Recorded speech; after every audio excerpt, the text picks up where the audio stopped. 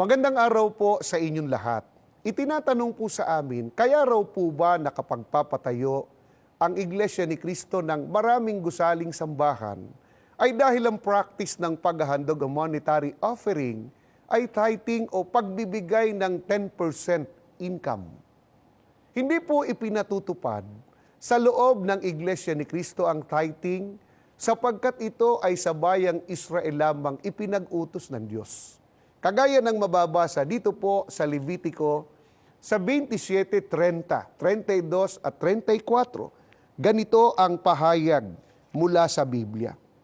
At lahat na ikasampung bahagi ng lupain, maging sa binhi ng lupain o sa bunga ng punong kahoy ay sa Panginoon, magiging banal sa Panginoon.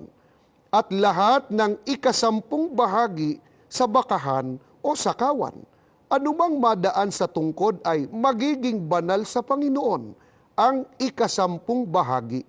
Ito ang mga utos na iniutos ng Panginoon kay Moises sa bundok ng Sinai, hinggil sa mga anak ni Israel.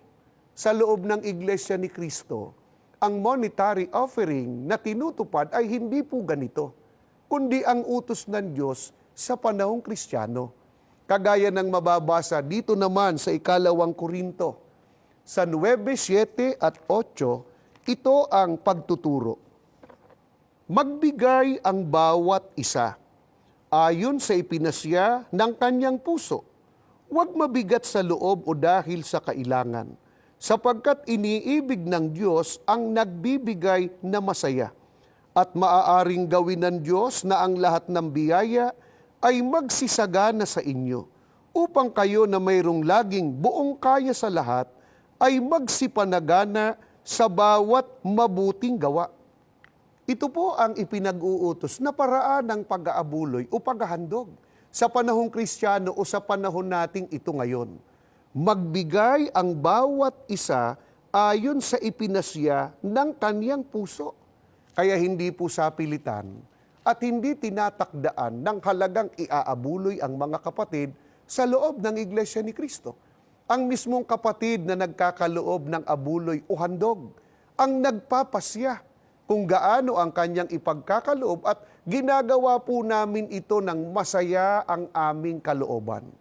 Gaano po kahalaga ang ganitong pagbibigay ng handog?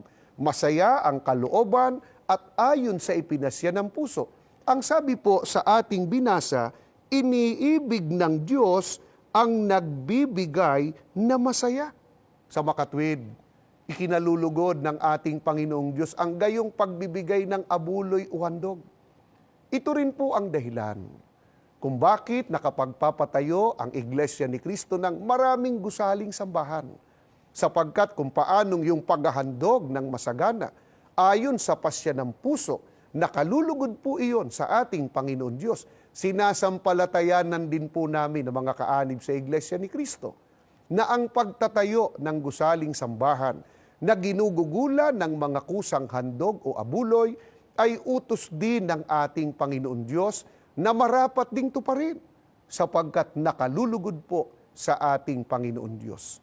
Salamat po ng marami at hanggang sa muli po nating pagkikita dito lang sa programang Tanong at Sagot.